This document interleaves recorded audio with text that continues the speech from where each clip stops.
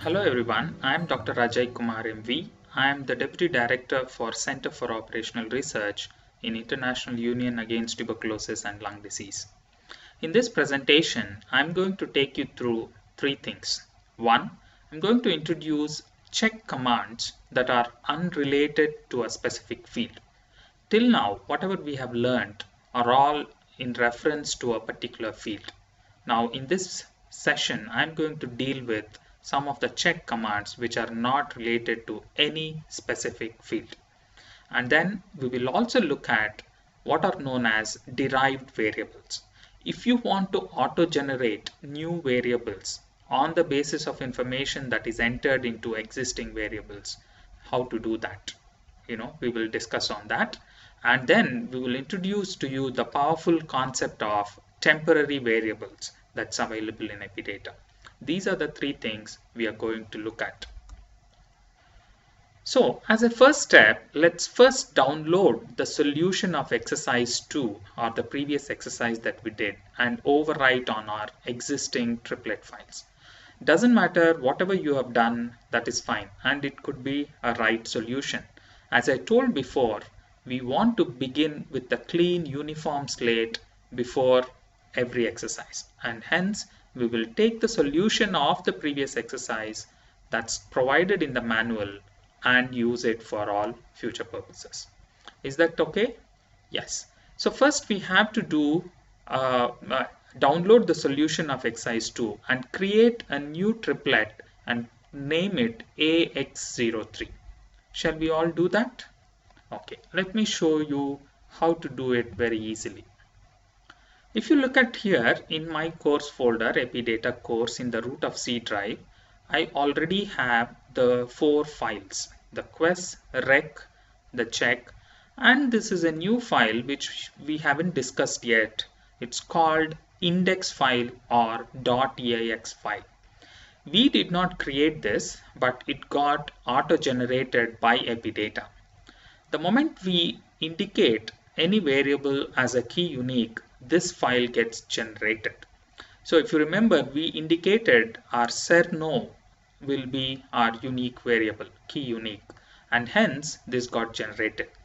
Now these index files are single purpose files, and in this case the purpose of this file is to keep a track of just that field, ser_no, and see if it gets duplicated later on.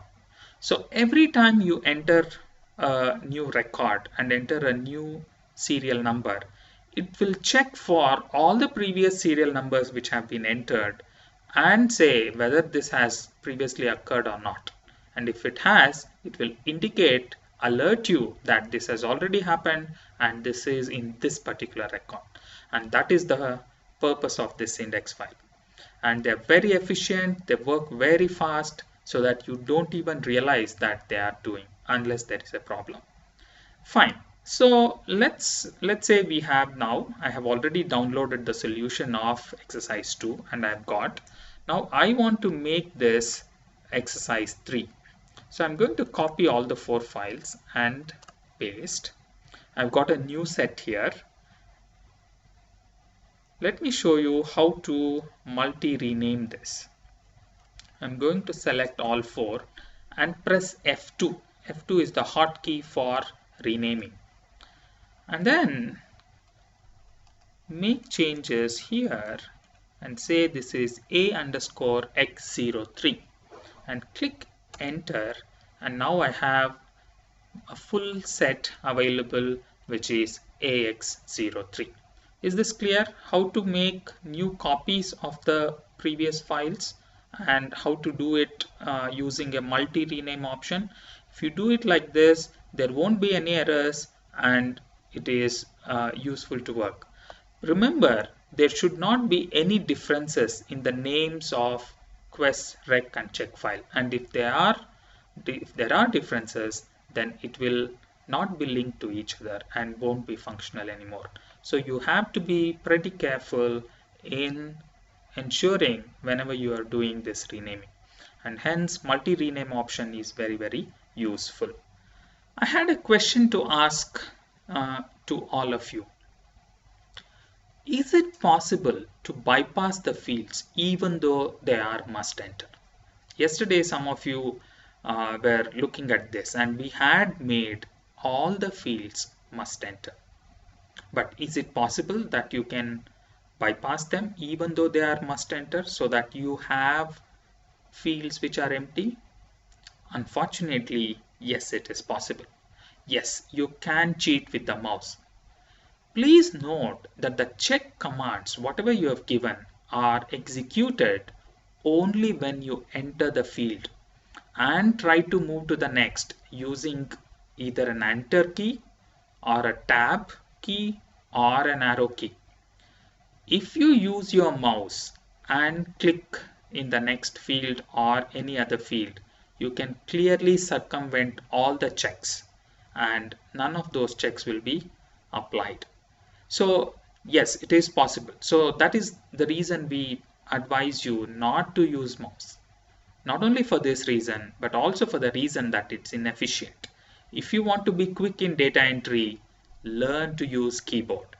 But despite requests to avoid the use of mouse, people are habituated and will definitely use it. And it can result in blank fields. Now, if the unique identifier field is blank, it can be disastrous. So how do we prevent this and not allow any field to be blank? Is there a way around this? Fortunately, yes, there is a way around. And that is what is called after record command. Now, till now, as I told you, we were looking at commands which are with reference to a particular field. Now here, after record does not relate to any particular field, but relates to the whole record as such. So let's go through and see what this after record option is. So after record, like after entry, is also a block command. So the syntax is almost similar. The command is after record and it will terminate with an end. And in between, you can suggest what needs to be done. So the place of execution of this command is after all the data is entered into that record. When you go and save the record, at that point this will be executed. Okay, is this clear? There, after entry, after the value is entered in that particular field, it gets executed. Here it is after record. So after all the values in the record gets filled and you go to save the record, that is the time it gets executed. And what do we want to happen? At that point, we want to check if serno equals not. That means if serno is blank, then we want to give an alert saying that identifier is missing. And we want to, this is a new syntax related to help command, which is type equals warning. If you don't specify anything, it will simply be an information. But if you want to alert the data entry operator and give a warning, then you write this type equals warning. Is this clear? And then you want to also indicate that the cursor should go back to serno. So then you are again entering into a loop and then you cannot get out of serno unless you fill it. Is this clear? So let's try and do this. Now till now we were using this option of clicking on number 3 checks and then choose the rec file for which I want to apply the checks. But in this case it's an after record and is not specific to any of this field. So we can't do and apply this command here. So I'm going to show you a new way of opening the check file and writing commands directly into that. Go to File and say Open, and then choose the check file from the drop down. Now here I'm clicking directly on the check file. If you remember, till now whenever I was going through the menu 3 checks, I was clicking on the rec file for which the checks had to be applied. But in this way, I am clicking now directly on the check file. Let's open and see how it looks. Great. Can you see this? This is a long check file It contains everything you have done till now. Everything. All the commands, all the checks that you did, everything is here. Is it clear? Okay, let's examine this briefly so that we know how a check file is organized.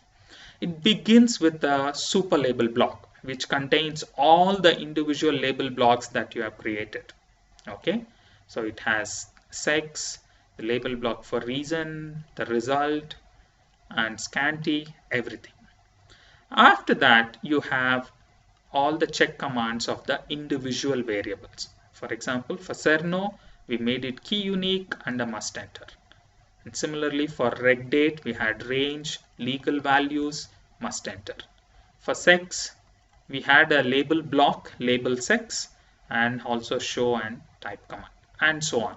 So we have several commands here. Now we are going to use our after record option right here. So what I'm going to do is, just to maintain consistency, go to the end and type my command. My command is after record. Is this clear? And by syntax, you have to terminate with the end. So let me do that, and then type in between if Cerno equals not. If it is blank, then do what? Then you have to alert. How to alert the data entry operator? The command is help. Identifier is missing.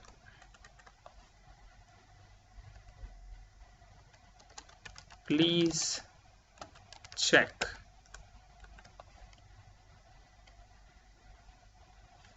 Okay, and I want to give it as a warning because this is serious. So I'm going to say type equals warning. If you don't type anything, it is information.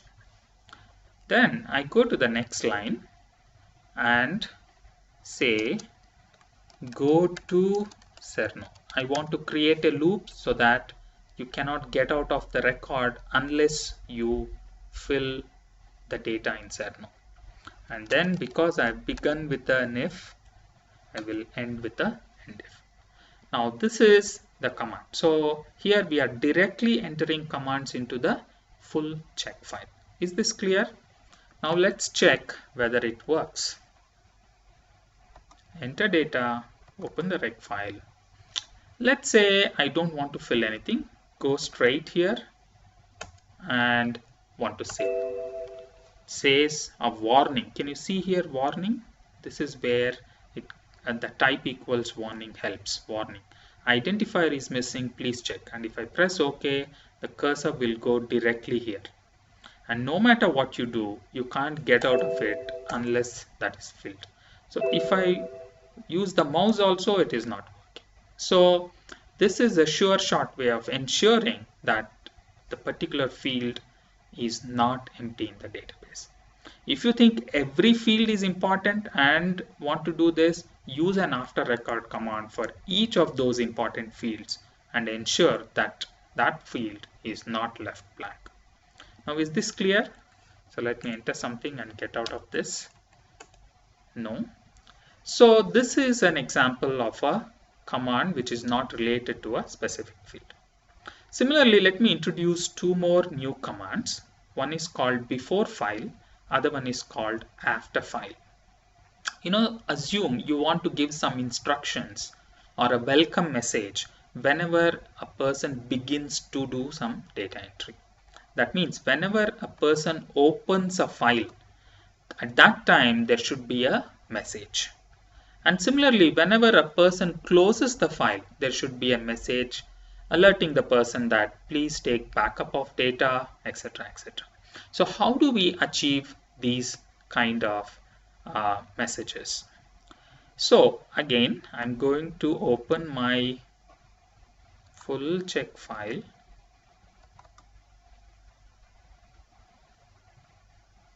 Go to the very end and introduce you to a new command here, that is before file, and it's a block command, so it should terminate with an end. And in between, I'm going to say help, welcome to data entry. Please do not use mouse. Okay, something like that. Similarly, I can also do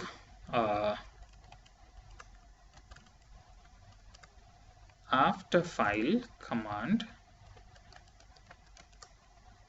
where I'm say thank you, thanks,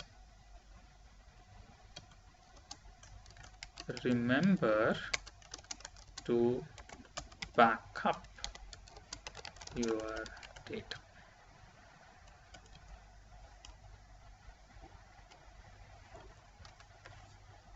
Okay, save it.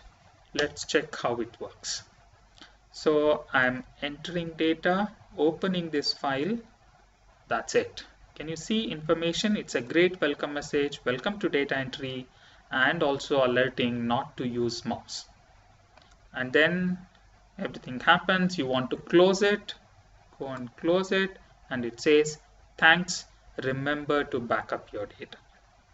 Okay, so these are examples of commands which are not related to any particular field and can be applied. Let's move on to the next concept in this session, which is about derived variables. Now, before that, I wanted to ask you a question. Is the laboratory serial number really unique? You know, I said let's use it for the time being, but if you think through this, it is not really a unique identifier. If the study involves only one lab and the study duration is less than 1 year, then only in that situation it is unique. Is it not? Because I told you laboratory numbers begins from 1 on the 1st of January and moves consecutively till December 31st. But the moment you go to the next year, it again begins from 1. So if the study involves more than a year, even if it is in a single lab, it is not unique. Then what you have to do? You have to create a new variable which is a combination of the serial number and the year, and then that new variable will be unique. Let's assume if the study involves more than one lab and more than a year, then even that combination of serial number and year will not be unique. Then you need a combination of a lab identifier or a lab name, serial number, and then a year, and that combination will be unique. Is this clear? So how do we ensure that? So the task is we have to create a derived variable, a new variable. Let's call it ID code. And this ID code should be auto-generated by the combination of a laboratory identifier. So that means, let's say a lab code, which in turn has to be derived from a laboratory name. So you need two fields, one to capture the name of the laboratory and another one to capture the lab code from the laboratory name. Year of registration, you need year of registration, of course, which can be extracted from reg date, and the laboratory serial number, which is already there. And then we can form a code, something like lab code -year -cerno. Is this clear? So for a person examined in, let's say, laboratory A, assume the lab code for this is lab A, a 4-digit, on 12/12/2005 with cerno 12, the ID code should look as lab A -2005-0012. Is this clear? This is going to be our task. How do we do this? Okay, let's look at what are the steps. First of all, you have to create an X03 triplet from X02 triplet, which you have already done. Next, you have to create new fields, the lab name, the lab code, and ID code in AX03 quest file. Once you create a new field in the quest file, you have to update the corresponding rec file. Do that, and then you make suitable edits in the check file so that you get the result. Now, what are the edits you have to do? You have to create a label block for lab name, which I assume is going to be a string field, and the type comment should be modified in such a way that the lab code is extracted out of this label block and typed into that field called lab code, which will be a no enter field. And the next step is, in the ID code, make it no enter and ensure that it is going to be the new key unique. So Cerno is no more key unique. Delete key unique from Cerno and make ID code the key unique.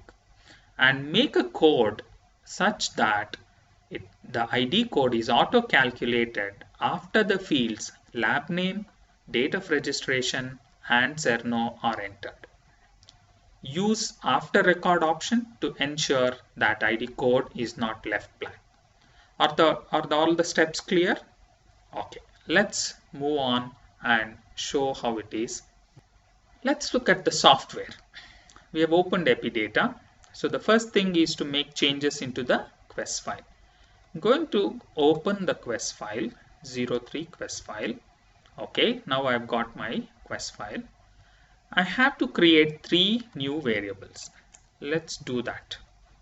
Let's say the first one is lab name, name of the laboratory.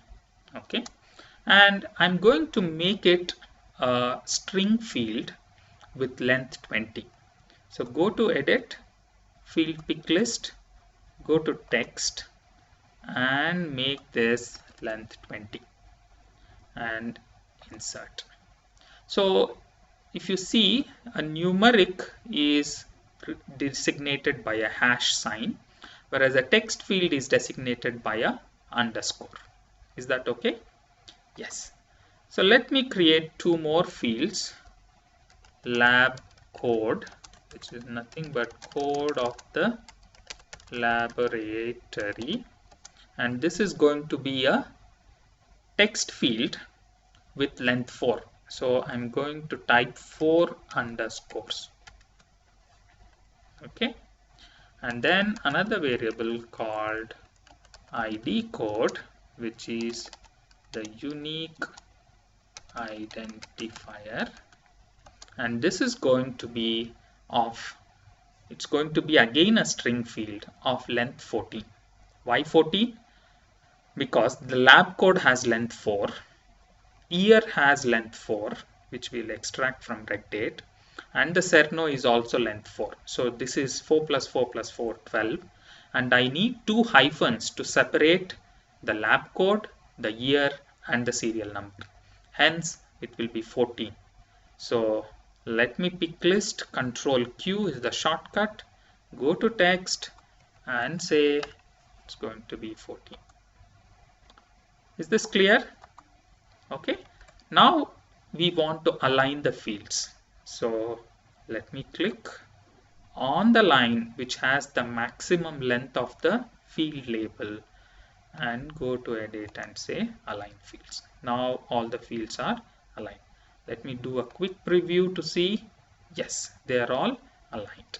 So let me sort of close, Control F4.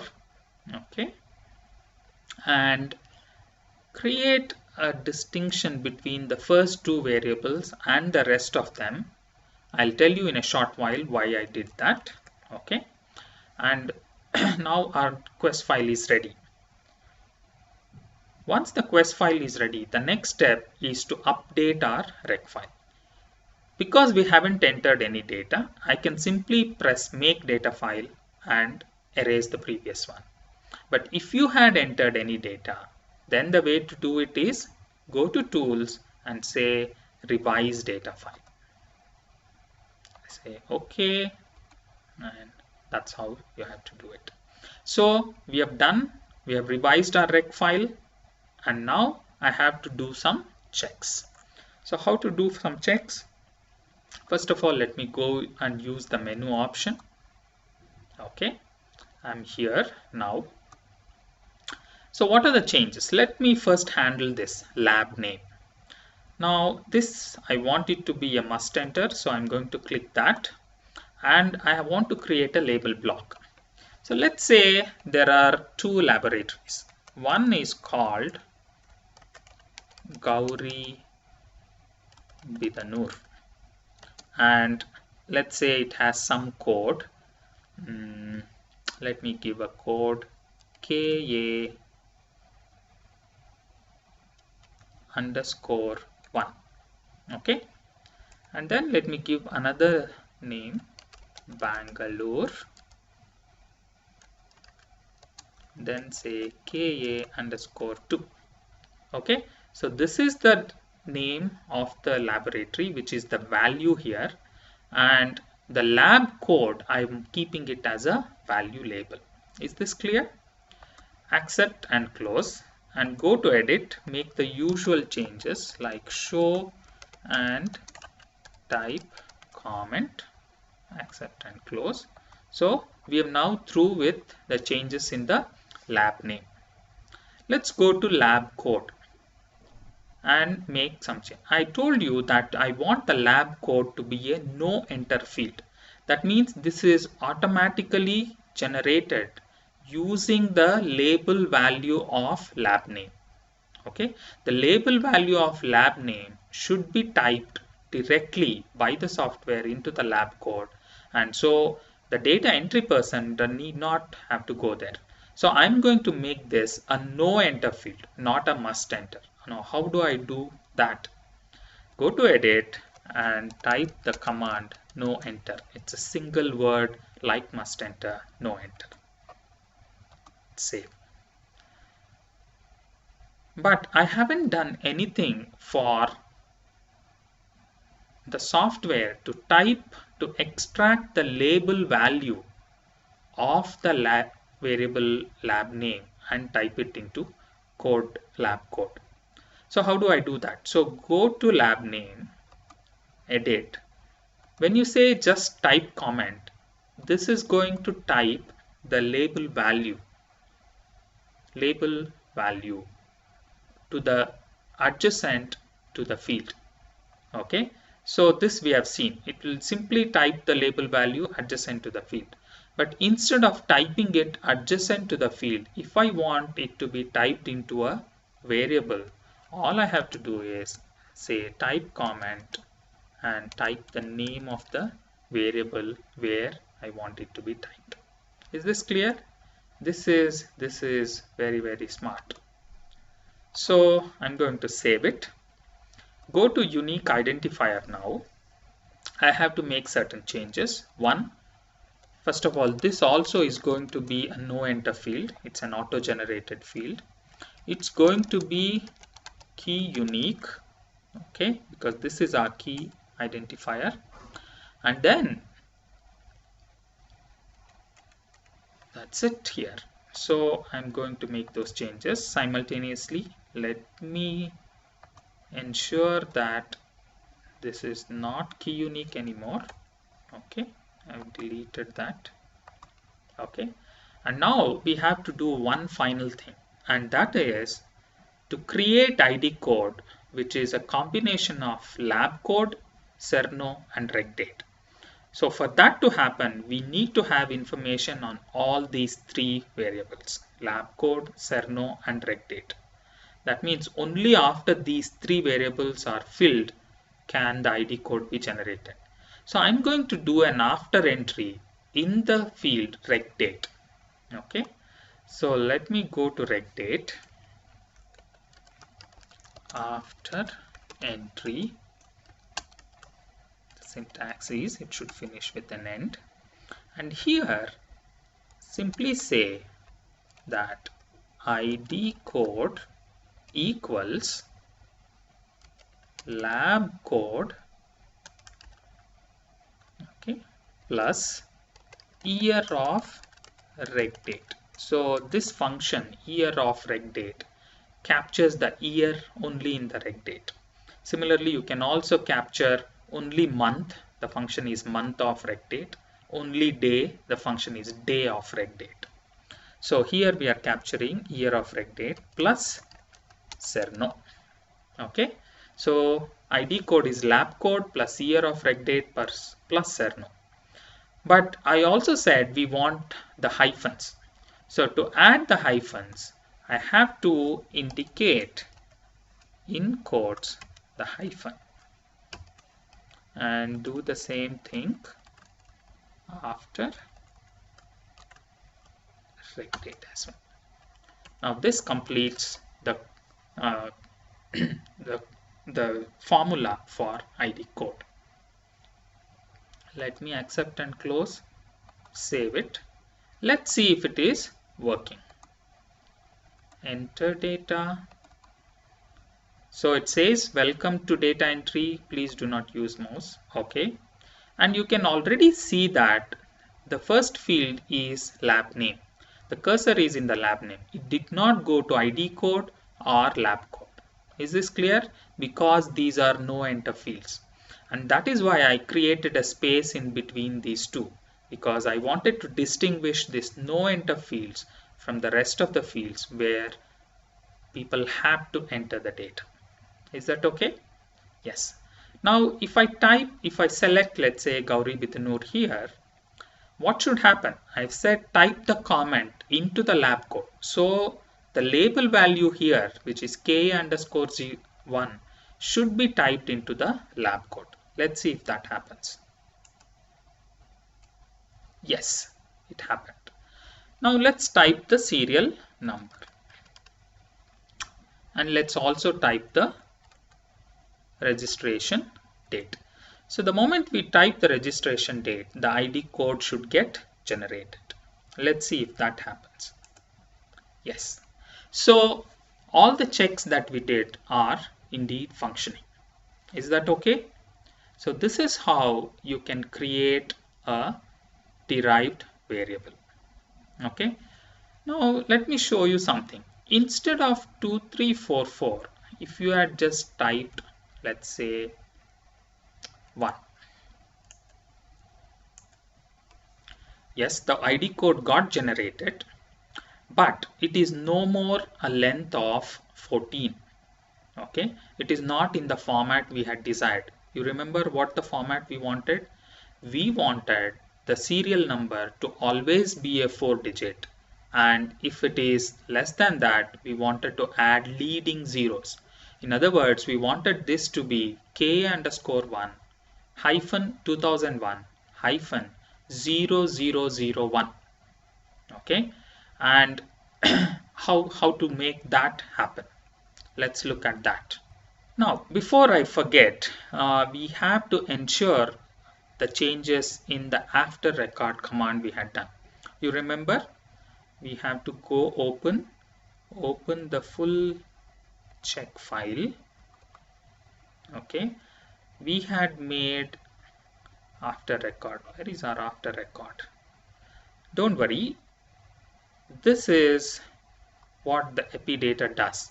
Okay, and the location of these commands, these check commands, does not matter. Okay, even though we typed it at the end, it has rearranged itself. Now here, instead of Cerno, we want to make it ID code is missing, because that is our new identifier. But it will go back to which field? The first field, that is lab name. Okay, so this is the final change that we have to do. So let's check if that particular check is functioning. So let me open it. Okay, so instead of entering anything in the lab name, let me go to the end. Save record to disk. Yes, it says identifier is missing, please check, and it will take me back to lab name. And then I have to enter and it gets generated. Okay, let's come back to the concept of adding leading zeros.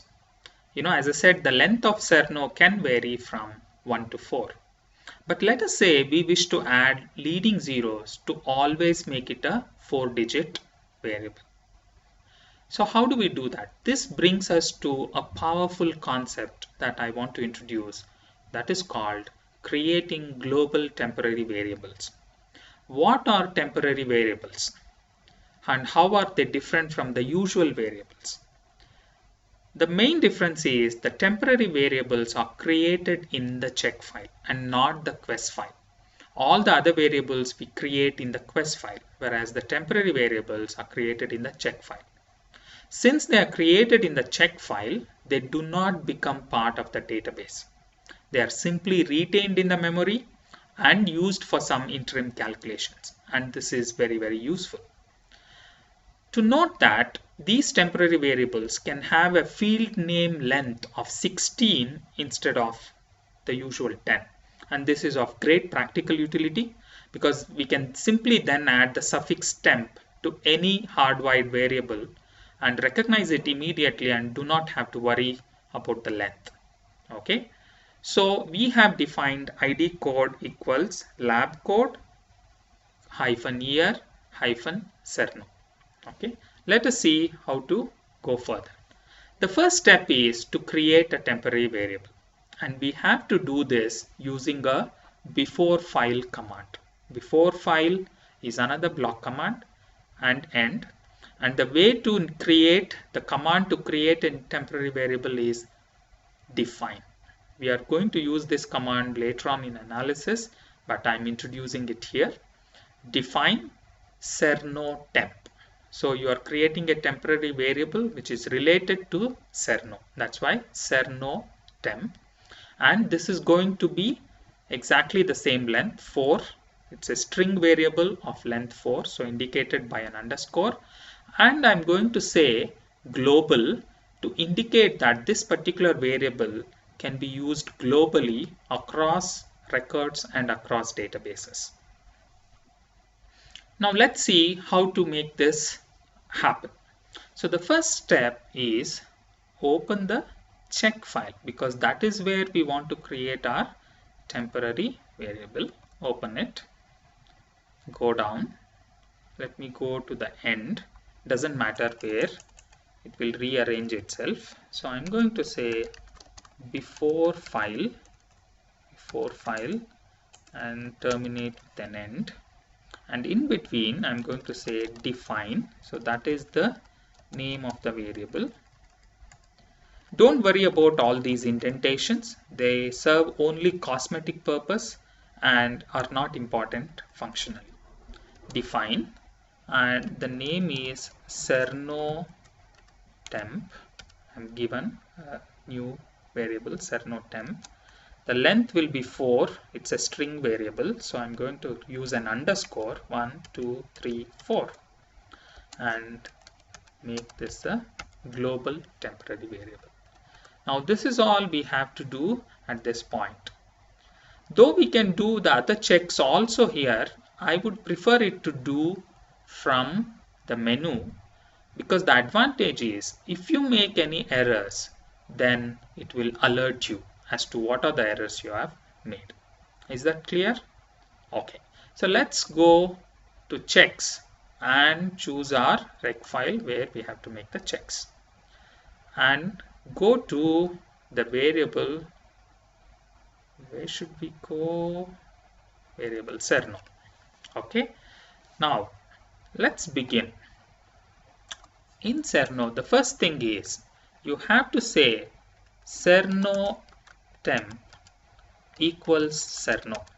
So once a value is entered in cerno, you want cerno temp to take that value, because if it is going to be a 4-digit number, then there is no need for any modification. But if it is not going to be a 4-digit number, if it's a 3-digit number, then we have to say add 1 leading zero. If it is a 2-digit number, then we have to say add 2 leading zeros. And if it's a 1-digit number, then we have to say add 3 leading zeros. Let us see how we can achieve it. So the first condition is if cerno is less than 1000. That means it is a 3-digit number or less. Then cerno temp, this is our new variable, equals, okay, I said we need a leading 0, one leading 0 plus cerno. Okay, so there is one leading 0 and cerno, and then say endif. Is this clear? Okay, and similarly I'm going to put logically the next two situations. That is, if cerno is less than 100, then I have to put two leading zeros, and if cerno is less than 10, I have to put three leading zeros. Is this clear? So by doing this, we have clearly created a logic that the cerno temp will change accordingly if the cerno is a single digit, double digit, triple digit, or 4 digits. Okay, and we say accept and close. Have a look at it again. It has indented itself properly again. The next one final thing we have to do is, in the generation of the ID code, it is no more cerno, but it is going to be cerno temp. So accept and close. Okay, let's see if this is working. Go to cerno, that's fine. So I'm going to choose Gauri Bidanur. This is fine. Let us say I will use a single digit number. Fantastic. Can you see here, instead of 1, we have got 3 leading zeros. Let's check if, let's say, I use 1, 2. Then do I get 2 leading zeros? Absolutely. And 1, 2, 3. Do I get 3 leading zeros? No. I mean, with 3, I should get only 1 leading zeros. 1 leading 0. And that I have got. And if it is a 4 digit, then it's going to be no leading zeros. So this function is appearing, working fine. So this concludes this particular session, where we have covered 3 things. One is how to use check commands which are unrelated to a specific field. Number 2, how to create derived variables. And number 3, how to use the powerful concept of temporary variables.